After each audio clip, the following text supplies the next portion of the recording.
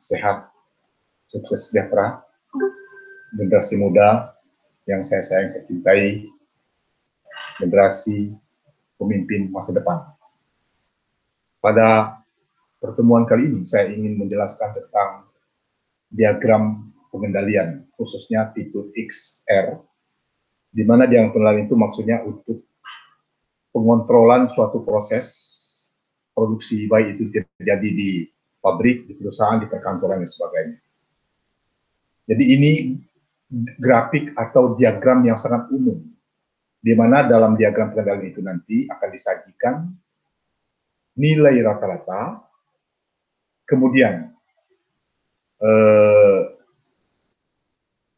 batas atas, kemudian batas bawah, serta nilai per hari. Sekarang kita ada contoh. Contoh. Grafik ini selalu digandengkan dengan diagram X. Bisa dengan R atau rentang atau selang, bisa dengan S. S itu standar deviasi. Jadi maksudnya rentang itu apa? Rentang itu batas maksimal, nilai maksimal dikurangi minimal. Itu R, rentang, beda. Kalau standar deviasi berarti nanti dihitung standar deviasinya per ini berapa, per baris berapa. Pada kesempatan ini saya akan menyampaikan diagram pengendalian tipe XR. Nah, di sini ada data, misalnya katakanlah data tentang kondisi operasi di suatu peralatan di pabrik. Kita ambil contoh lah, misalnya kondisi kecepatan aliran lah, katakanlah kecepatan aliran di suatu pipa pengeluaran di pabrik. Nah, ternyata datanya itu setelah dikumpulkan selama 12 hari, dan itu diambil setiap, katakanlah dalam sehari itu 5 kali, didapat data seperti ini datanya. Nah, apa yang kita lakukan adalah, pertama-tama kita ingin mengambil data X per hari. Jadi X keseluruhan per hari. Jadi XR saja, kita maksimalkan XR. XR per hari. X, kemudian R. XR. Ya. Hari. Ambil rata-ratanya berapa? Kita ambil. Misalnya, ini kita hitung. Ya. Dari X1 sampai ke X5. Setelah itu, ini bisa dengan cara yang sama, 2-12 kita bisa copy. Ya. Dengan formula yang sama, kita bisa copy. Kemudian kita akan dapatkan nilainya. Selanjutnya nilai R. R itu rentang. R itu rentang. Ya. Atau beda rentang ring. Ring itu adalah nilai maksimal, ya, nilai maksimal dikurangi minimal. Jadi dalam hal ini X max dikurangi X min. Nah, untuk mempermudahnya, ya, kita lebih baik cari dulu X max. X max. Sebenarnya bisa saja secara cepat, tapi untuk supaya mudah dimengerti semua, ya, X max. X max itu berarti kita ambil formula di sini X max. Ya, max. Kita ambil dari 40 X1 sampai X5. Nah, ini juga kita copy, ya, kita copy, dan kita akan dapatkan nanti X max masing-masing. X max. Kemudian kita akan dapatkan X min. X min. Sama caranya, ya. Jadi kita cari X min di sini, di formula ini, min. Nanti kita cari dari X1 sampai X5. Oh maaf, yang untuk di atas ya. Ini X baris 1, ini X min. 38 minusnya 38. Sehingga kita bisa copy dengan cara yang sama, mendapatkan X min. Kemudian kita akan dapatkan rentang. rentang itu maksimum dikurangi minimum. Jadi berarti maksimum ini ya dikurangi maksimum ini, minimum ini. Nah, kita dapatkan dengan cara yang sama, kita copy ya. Kemudian setelah itu kita mendapatkan copy. Nah, setelah kita mendapatkan ini, kita akan mendapatkan jumlah daripada ini. Kita lihat formula dulu. Formulanya sudah saya siapkan, formulanya ini. Ya. Bahwa untuk rata-rata keseluruhan, berarti rata-rata daripada X rata-rata keseluruhan ini nanti. Jadi kalau rata-rata ini totalkan dulu, berarti total, ya, total, ini sum daripada ini. Ya. Kemudian untuk rata-ratanya, ini berarti sama prinsipnya, rata-rata untuk X, rates, ya, itu rata-ratanya. Jadi 39,97 lah kira-kira ya, 39,97. Kalau kita ambil, kita sederhanakan, jadi dia bisa menjadi lebih kecil ya. Nah, kita ambil gitu, 7.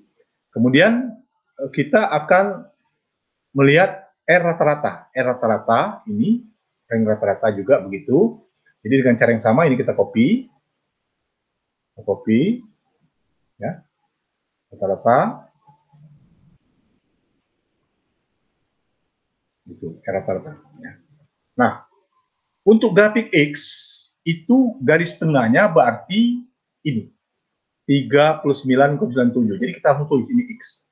Ini sama dengan, jadi kita plot saja yang sini, sel ini 39,97. Jadi untuk batas penilaian atasnya nanti adalah X rata plus A2 kali R. R-nya rata-rata ini. Nah, masalahnya apa ini? Yang R A2. A2 ini formula, sudah formula di buku penilaian mutu produksi ya. Kalau untuk menghitung diagram pengendalian, maka ini sudah ada. Kalau jumlah kolom itu 5, maka jumlah A2-nya koefisiennya itu adalah 0,577. Sedangkan D3-nya tidak ada, D4-nya 2,11.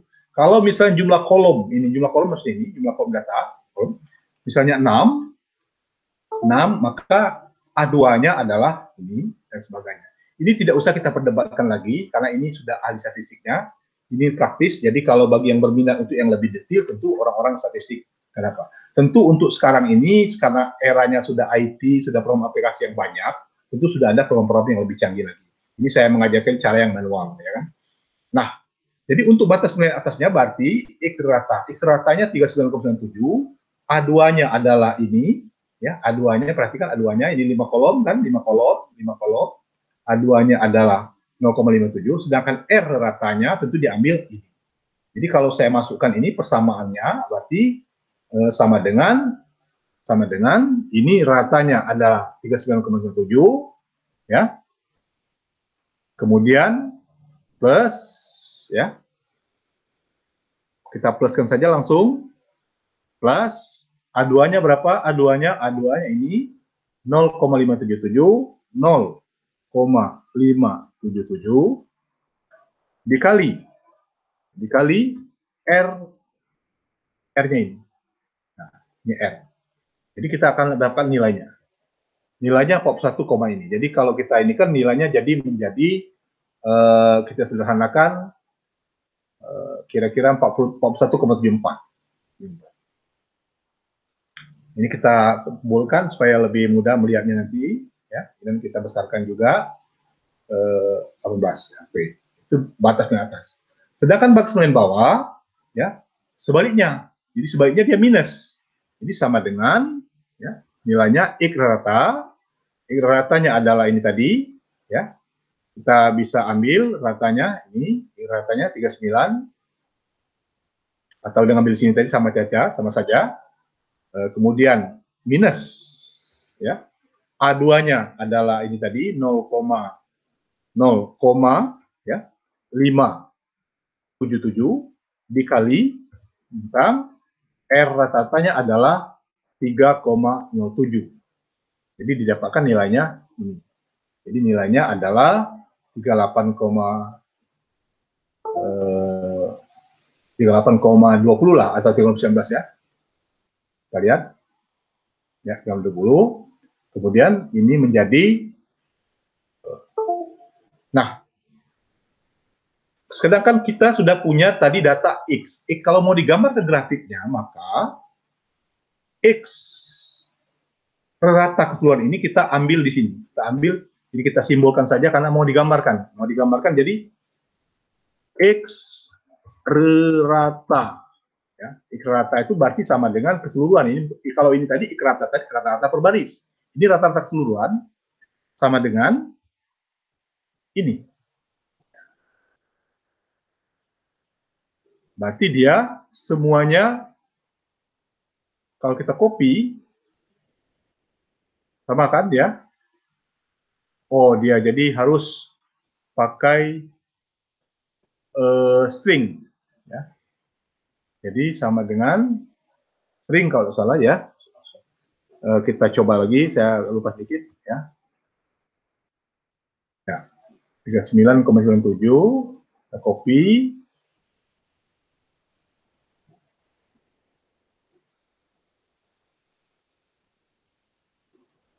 Jadi masih 0 ya.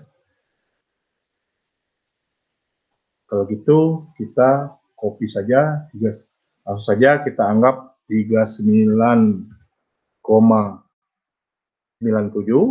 supaya cepat. Maaf saya lupa untuk intinya tadi, ya, maklum sudah ini banyak yang diingat ya.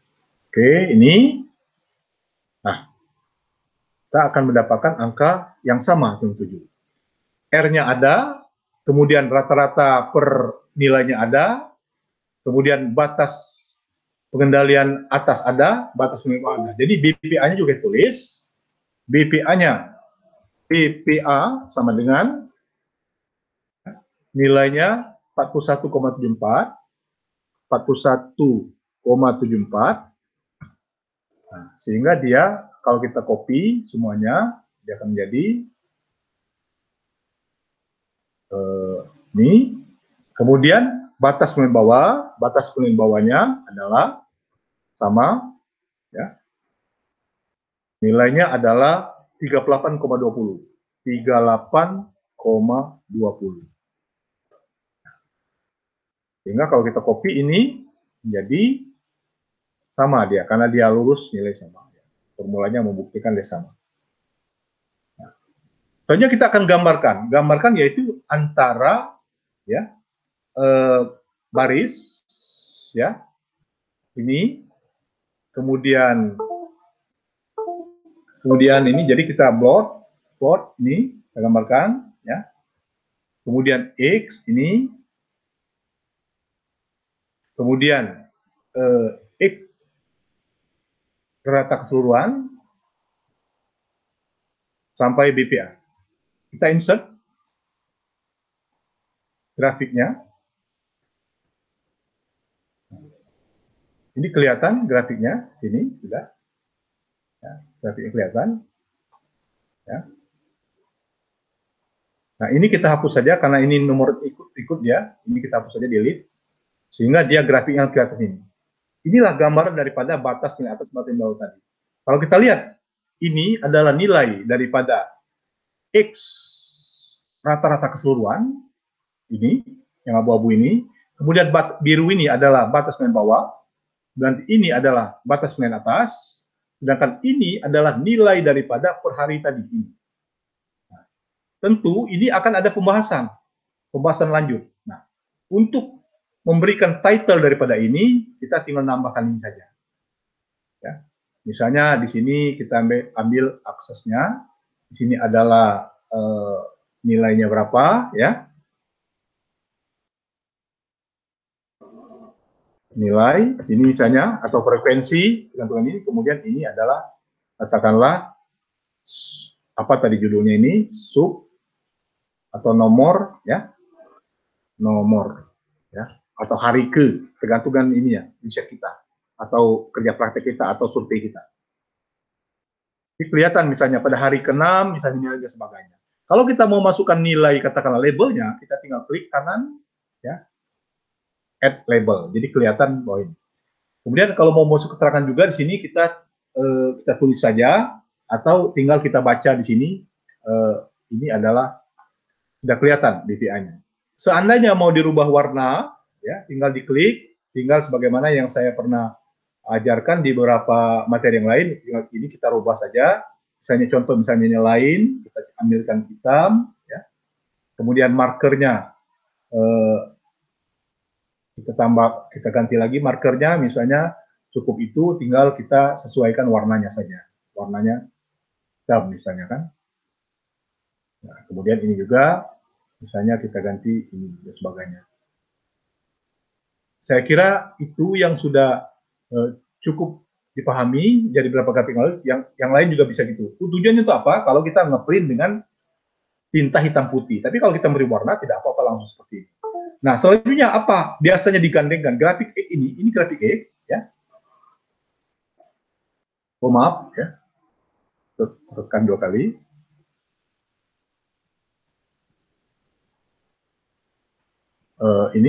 Jadi tadi grafik X. Jadi ini judulnya grafik X. Ini grafik X tadi kan. Nah, sekarang ini grafik R-nya. R-nya sama prinsipnya. R-nya sama. Jadi untuk R, dia karena dia datanya hanya 5 kolom, jadi dia tidak ada coefficient daripada yang harga D3 karena formulasinya berhubungan D3 ini. Ya. Nah, hanya D4. Jadi D4 itu hanya BPA saja. Yang untuk batas nilai bawah itu D3 dia, ada D3-nya rata. Yang D3-nya itu tidak ada nilai di sini. Jadi hanya batas nilai atas saja. Jadi kalau kita masukkan sini, nilainya batas nilai atasnya sama dengan, ya, batas nilai atasnya artinya D4 kali R rata. D4-nya adalah 2,115 dikali R rata, ya, R rata keseluruhan. R rata keseluruhan itu yang ini tadi, rata keseluruhan ini. Maka nilainya ini. Nah, jadi kita besarkan sedikit supaya lebih jelas, ya. Nah, jadi kan kita tebalkan. Nah, sedangkan nilai R ratanya adalah R rata adalah, ya ini tadi garis tengah tadi sama juga dengan ini 3,0. Jadi sama dengan 3,0. Nah, sekarang bagaimana grafiknya? Grafiknya tentu sama dengan eksponensial tadi, dia ada batas nilai atas, ada rata-rata, ada nilai R rata tiap hari, ringnya. Nah, batas nilai bawah BPB-nya tidak ada karena dia berhubungan dengan D3. Kalau ini, saya lupa menuliskan batas nilai bawahnya. Yang jelas di sininya tidak ada koefisiennya. Jadi tidak ada nilai batas nilai bawah. Sehingga kalau kita gambarkan grafiknya adalah sebagai berikut. Kita blok ini ya. Kita pindahkan dulu ini. Blok lagi, tidak apa-apa, blok lagi. Ini kontrol, kemudian R per harinya, rentangnya per harinya. Ini kita tambah lagi sel supaya kita bisa masukkan R-nya. Kita masukkan R-nya, R besarnya, R rata. R rata itu sama dengan ini tadi, 3,07, sama dengan 3,07. Jadi kalau kita ini copy, ya.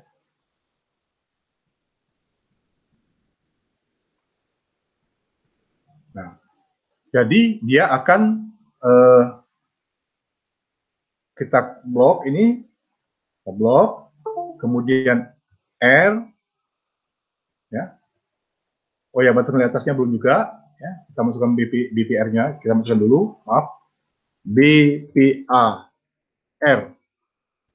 R kita masukkan dulu, nilainya adalah sama dengan ini 6,491. Jadi sama dengan 6,49. ya. 6,49. Kalau kita kopikan ini, ya,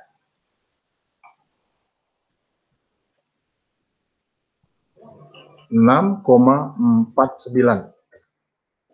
Ya. Kalau kita kopikan ini, jadi, ya, kemudian paste. Ya. Nah, baru kita blok. Oke, kita blok. Nih. Kemudian R-nya kita blok juga, R per harinya. Ya. Nih. Kemudian R rata dan batas nilai atasnya. Batas nilai bawahnya tidak ada. Kita insert.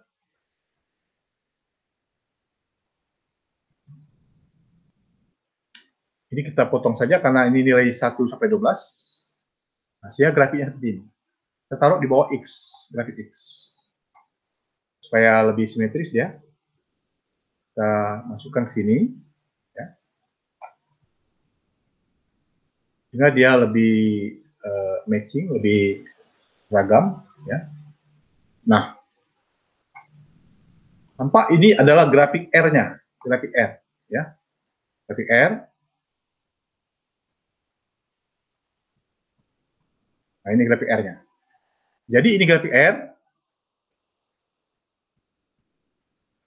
Bagan